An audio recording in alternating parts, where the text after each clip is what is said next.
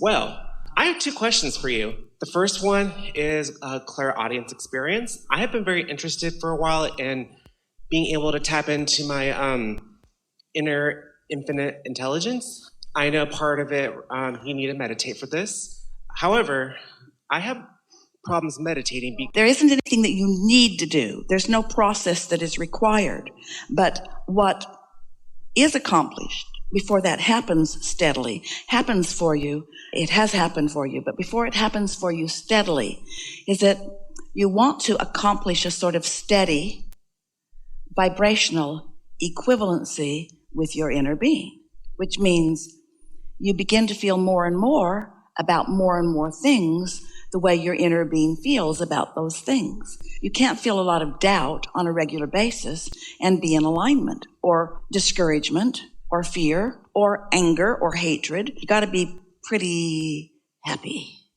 Always. Yeah. I'm always happy. Yeah. And even when things aren't happy, I'm happy regardless, because I feel good when I'm happy. So a lot of times when I'm relaxing, meditating, I feel happy. Good. All right. So now what are you asking about? I just want a more detailed explanation as to how I know when I'm really truly tapping into my... Here's the best way. So we teach meditation, as you already said, because it's the easiest way. It's the easiest way because when you quiet your mind, you stop thought. And when you stop thought, you stop all resistant thought. And when you stop resistant thought, your vibration rises to the vibrational equivalency of your inner being. So this inner being that we're describing in this vortex, who is emitting conversation, information, love, vibration, knowing, emitting it to you at all times, this strong signal. When you are at the vibrational equivalency of that, that means you're in the receiving mode. When you're in the receiving mode, then you can receive. Now, the tricky part about that, and this is what you're asking, since you're used to thinking thoughts, you are accustomed to being in the receiving mode because when you're awake, you always are in the receiving mode of some transmission. The question is, are you receiving from the stream of thought of man's spin-off of worrisome thought? Are you receiving from what's being broadcast from cable news? We're just playing with you a little bit. But what we're getting at is there's lots of streams of consciousness that are offered at different broadcasting signal levels, and depending upon where you are in terms of your inner being, you can be receiving. So since you have been receiving, people who feel a great deal of paranoia, they're receiving from this stream of consciousness of worrisome thought that man spins off. And when a thought is thought, it exists forever. And so all you have to do is find vibrational alignment with it, and you can receive that thought. And so the question that you're actually asking is, how can I tell when I've accomplished this vibrational equivalency with my inner being and I'm receiving a thought from my inner being rather than a thought from all the other places that I receive thoughts from? And isn't that a nice way to look at that? The ways that you can tell are, if the thought feels good, it's more likely that it's coming from your inner being. Another way is, and this is our favorite way of explaining it to you in a new way. Once you've quieted your mind, and we'll talk today more about the easiest ways to accomplish that meditative state with a quieted mind, but once you've quieted your mind, so you're not thinking anything except maybe about the sound that you can hear, and that sneeze, the sound that you can hear, and that laugh, the sound that you can hear in the air conditioner. Just focus upon something that, hear it? We'll listen for a minute. Not much to think about there, is there? But it is something you could focus on.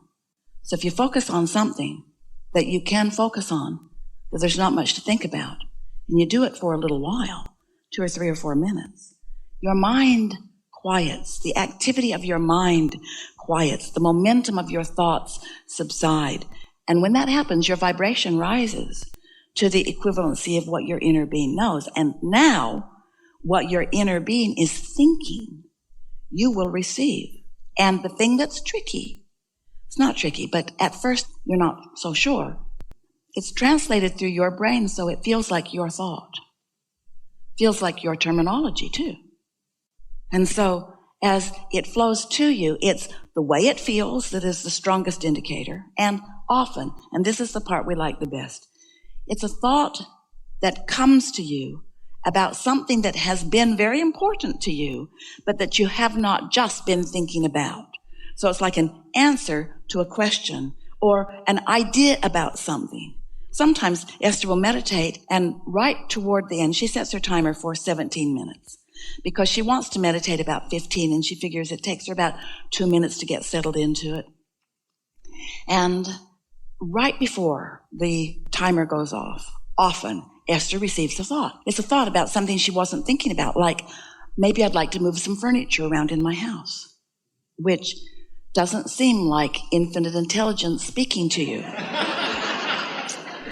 But she knows that it is because she wasn't thinking about moving furniture around. She had not even thought about moving any furniture around. That thought just occurred to her, you see. And when she followed that thought and then followed the next thought and the next thought and the next thought that came, it led to a sequence of wonderful things that all were things that were in her vortex that she had been asking for. So, clear? That's very clear. Very, very clear and very detailed. I love it. The important thing is, don't try to make anything happen.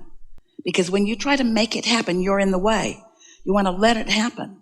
So you want to just be quiet and listen or feel, but don't listen too hard because that's trying too hard. So just enjoy the sound of the air conditioner if you can. Absolutely. Because like you said before, trying too hard is never being in the receiving mode. And then what happens is, you see, here's this manifestations, a lot of them out here that you want. But there are some things that are going to happen along the way within you and for you in preparation for that.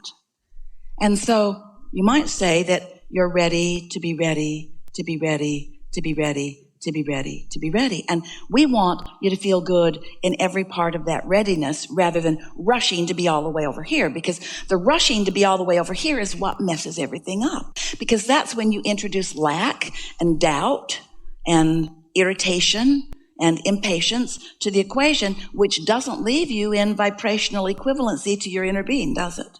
And so it's just a soft, steady, happy, eager, not urgent approach.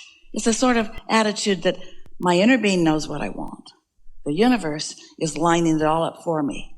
I will be led to it in the most convenient and probable way that my resistance will allow. And say that lovingly to yourself, that my existing resistance will allow. Not my terrible, horrible, I should get rid of it resistance will allow. That my natural resistance will allow. My natural resistance that I'm releasing a little more every day. Because your inner being knows where you stand in relationship to everything that you want. And your inner being knows what the likely thought to lead you to it is. It's like the story we've been telling for years. Esther couldn't find her gold pin. She looked everywhere, day after day after day. We won't tell you the long version, but she looked for that pin and could not find it and finally gave up on it. And then one day, having completely forgotten about the lost pin and about how sad she was that she had lost her important pin, completely not thinking about it at all, she was looking for a little perfume sprayer. And she reached into a purse that she'd reached in looking for that pen dozens of times, came out with the pen instead of the perfume. Because you can't find what's lost. If you believe it's lost, your belief that it is lost sets up a wall of resistance all around you that makes things that are easy to see impossible to see, because nothing's really all that real anyway. It's all your ability to translate it. What you see with your eyes is a translation of vibration. What you smell with your nose, a translation of vibration. So your inner being knows where everything that you want is and knows where you are in relationship to it and is offering, you may not know this, but we want you to know this, constant dialogue and direction and impulse. In other words, your inner being isn't just talking to you. It's in your body helping you move into a direction. Sometimes, do you ever find yourself moving down the freeway and you look over there for no reason and it was good that you did? Esther and Jerry would roll down the highways of the nation in their monster bus. And all day long, Esther would be driving, and all day long, she would not see one billboard till all of a sudden she's looking at the RV park where they're going to stay tonight. And she would say, isn't that interesting? Nothing on these billboards for the last 500 or 600 miles was noticeable to me until something that mattered. My inner being knew where I was going, what I wanted, and said, look over there. Didn't say, look over there. Didn't say, hey, Esther, look over there. Hey, Esther, stop eating and look over there. It just looked over there. Just looked over there. These impulses just looked over there. Just changed lanes at the right time. In other words, you are extensions of this powerful consciousness, you see. Good? Yeah. May I ask one more question, please? I'm a multitasker at heart. I love to just do multiple things at once. I love to get a lot of things done at once, because when I do this, I really truly feel like I'm in the vortex of something. I don't know what exactly, but when you're really flowing, when you're in the flow like that, and so you can manage many things simultaneously with no urgency of needing to get a lot done, no urgency of trying to check things off your list, but just in the flow where you've got your inner being and all of these non-physical minds pointing things out to you. That's a wonderful way to live. It really, really, truly is, which actually will bring me to the next question. So the concept of telekinesis. I've been interested in telekinesis ever since Carrie did it in that movie, ever since I saw The Sword and Stone, and I saw... Well, describe to us what it is. What do you mean by it? By telekinesis, yeah. The way I mean it is the ability to be able to move objects with your mind. Well, how about moving energy with your mind? Absolutely. And then see what happens. Moving energy. Because when you focus upon moving an object with your mind and there is doubt that you can do it, then you don't. But when you focus upon the energy, you see, we like the way these questions came together one after the other, because the question that you just were asking about multitasking is the precursor to that. Because when you're receiving all of those impulses, there's so much that is working on your behalf. But humans want to translate. Esther calls it, she'll say, oh, I got my magic going on. She knows it's not magic. She knows it's alignment, and she knows it's source energy assistance. And she knows it's her openness to follow her impulses and be in the right place at the right time so that she can optimize her experience. She understands that. The more you think about it, the more you sort of slow it down. So if you will just let those impulses flow and let it be about the energy flowing. But what humans want to do so often, Esther calls this her magic. Humans want to see tangible magic that they can show off for others. And that messes you up.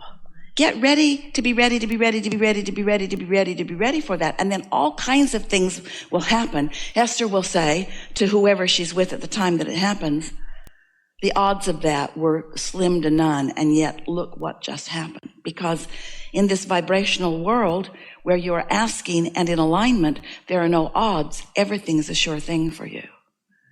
So for just a little while, if we were standing in your physical shoes, we'd be focused upon energy flow and how that feels, rather than tangible movement of things and how that feels. Because one leads to another. How about the telekinesis of your planet spinning in perfect proximity to other planets? How about that?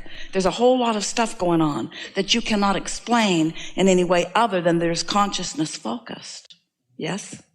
Absolutely. What do you think the reason is that you're interested in that? Dig deep and tell us what you really mean. Yes. Okay. I'm not going to lie. Part of it. Don't make it up. Don't tell us what you think we want to hear. No. Tell us why. Why? Why do you want that? It feels really fun. Really yeah, you know we like hearing that, but why else? Why else? Well, aside from feeling fun, I just feel like I can get things done faster. Yeah. But think the magic is always happening for you anyway. In other words, you don't need to show off for your friends with things moving around. No. There is absolutely no need to show off whatsoever. It's just more so for my own fun. Your own what? Your own proof. My own proof. Your own proof. And you see, that will trip you up every time. Because when you need proof, you're full of doubt. So to eliminate the doubt, just eliminate the unnecessary need for the proof. Perfectly said. Perfectly said. The unnecessary need for the proof. Perfectly said. Excellent.